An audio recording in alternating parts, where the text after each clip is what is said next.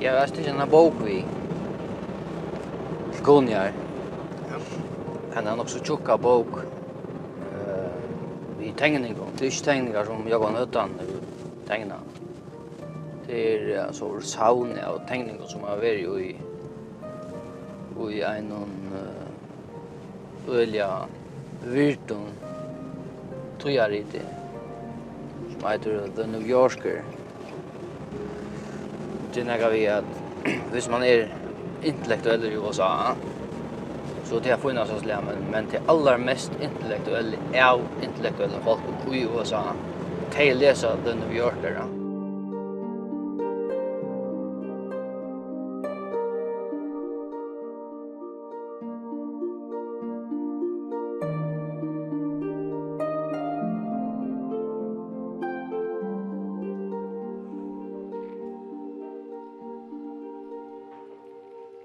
Ja, hei, og god dagen.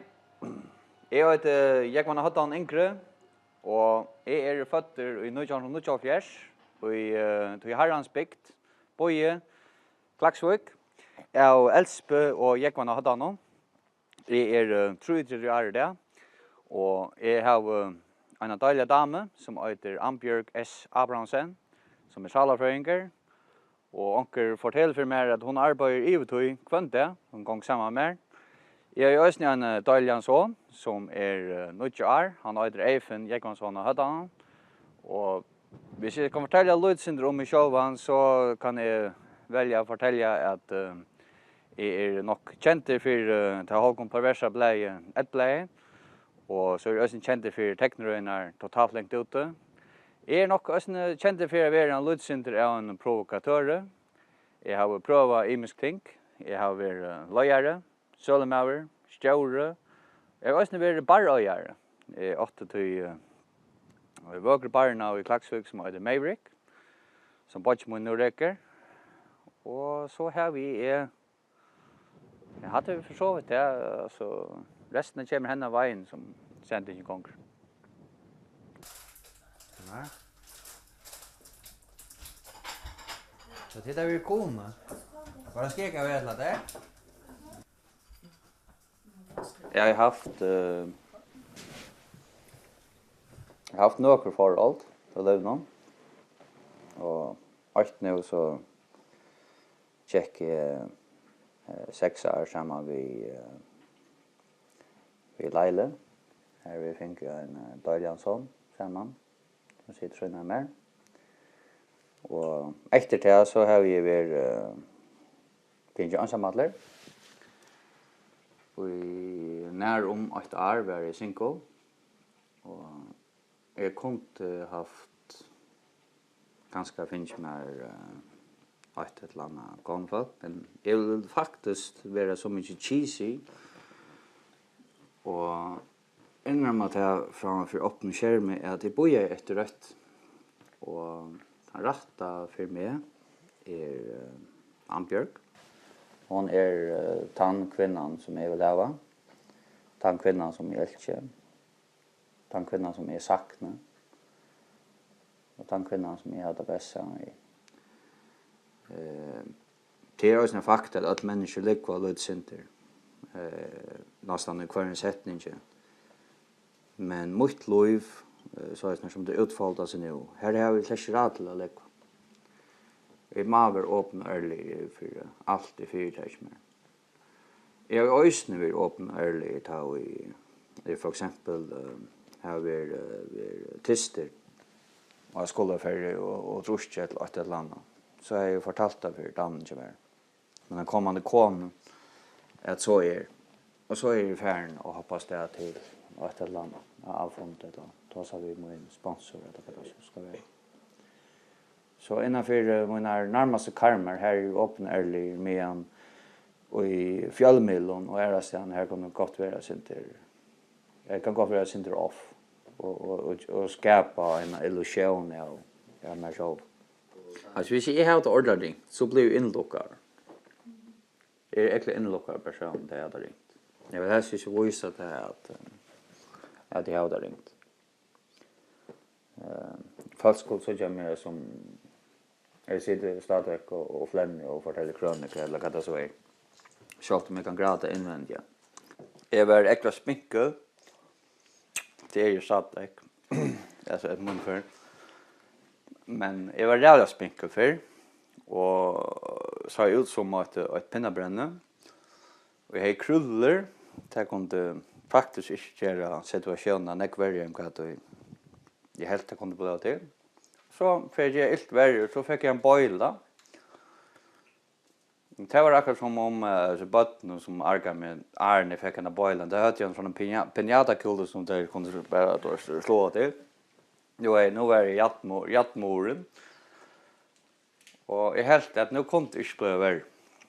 Men så fick jag briller. Så jag är kruller, briller, sprinkler som har pennabränne och boila. Som nu, alltså, blir inte äldre, alltså, jag kom förbi så redan nästa stadier i löven. Det är innanför happing, alkoholism, skillna och finns mist arbete och haft arbete och finns nytt arbete och allt möjligt. Allt det är ju just det.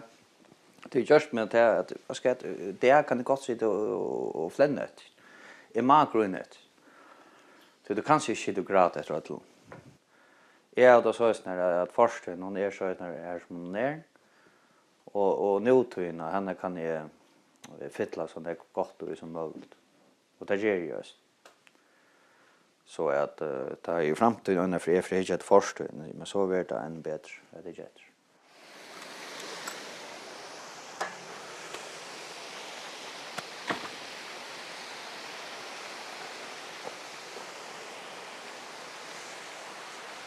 Jobba. Ja. För att ger liv värsta livet. Liv värsta livet. Det må vara att det små tingene. Liv någon det ger liv värsta livet. Beinleis lukka. Det alltid är att ha det gott vid sig själv. Och då du har det gott vid dig själv att du mäknar att geva sinter av den här glädje vi är landmänniskor. Det är bara en slok. Är det någon mening vi liv nu? Du bara mening? Ja, det är det väl sagtans.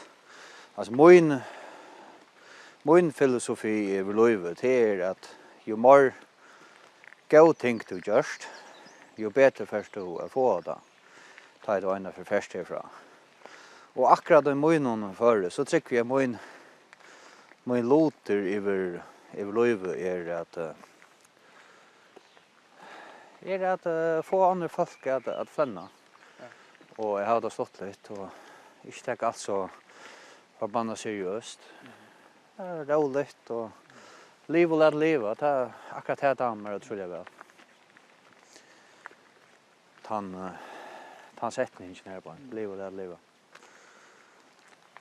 William Heinsen, han säger en samröve vid ett danska fjällmil. Då han blev spurt om när han var lyckligast eller vad var det högsta lyckepunktet i tillvaron av människan. Och han säger att det var orgasmen. Ja. 5 sekunder orgasmen. Det hade faktiskt så gammal förbild. Men hvis han bare har haft en lucka med en 5 sekunder orgasme, så har han ikke haft noe særlig nekvalukk.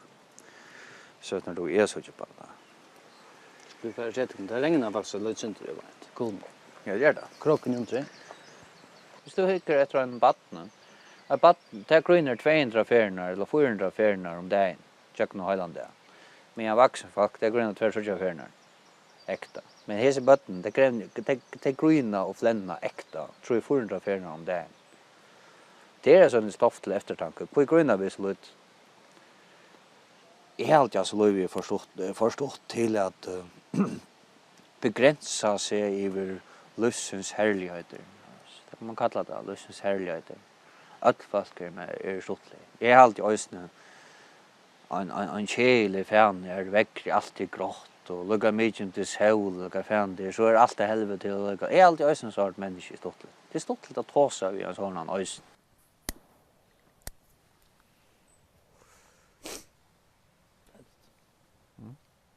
Ser ofta det kom för sig att det mörkaste hemligheterna blir fortalt för en person som är till att det gick han kan man säga allt vid han är så öppen och ärlig själv han tål att komma fram vid sin egna och det är till fagfolk som tar det här i vardagen och jag hade till en grej går är lite att tåra värda öppen och ärlig kvui egentligen folk är så eller som folk är så inlockade till det man nästan spela dig om kvui det är det. Men det är ju inte riktigt få det är svårt att det är så inlockat ganska. Ja, nämligen. Jag har också upplevt här folk sitter en och förlatt av steinadunne här och i man är själv och ösnya görsta. Människa själv gänger en stor omväg för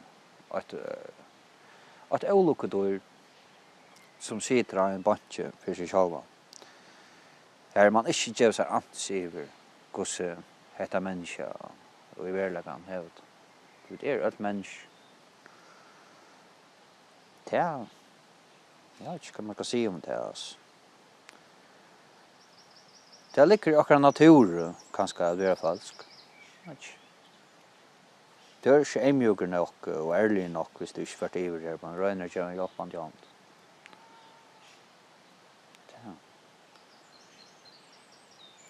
Det kan göra mer sin irritera igen. Att vi det så. Och känslobarnen och jag kunde akkurat samma vid en sån situation som ja, som där ringas i bomsren och i färgen. Kunde vi akkurat samma vid det. Då gör jag kvarfallt näck för att ja, för att minna mig sjön av kvar jag är och kvar jag kan färra. Alltså det blir inte näck att ta på. Och det skilt ju öst med en medmänniska. Skilt mig själv om det. Att minna mig själv om att fant det. God morgon och kvarskål där en person. Ja. Jag vill emjuker ärlig om sig själv och sin medmänniska. Det man vara liten på gott liv.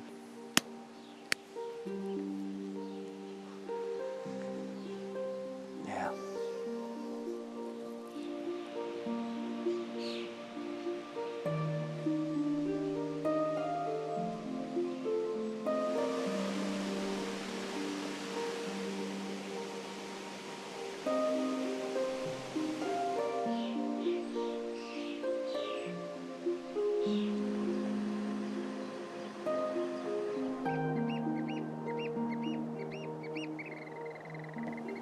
Det här är ju det som elitan i USA tycker efter och helt vara fantastiskt stort då. Ja. Och vad helt till? Yes, ner. Nekva hesten humor nå. Røysne utrav i min egna humor. Her har vi en kvinne som ömsjuk innan kläderna tja en ärare kvinne. Hon heter bara clown. Men den har fått en hatt, fått en kjola och ditt och datt. Men mävren, han ser bara en nakna kvinnor framför sig. Som ju syndra en dubbelt humor, alltså, och jag är ströpteknik. Det ska röna huxa om ett scenario först. Hur kända så ut och kvar skulle männen vara imon till här som hundan skulle vara. Kvar står det verkligen något. Det är ju ofta också. Men det är så enda utkastet. Jag akkurat här så här tekniserna. Som kunde yta kvar stor kvann.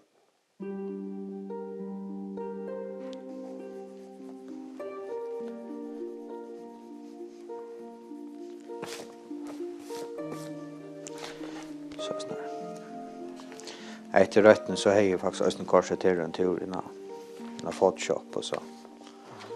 Photoshopat. Ska. Tack för det. Tack. Har du kliver. Tack.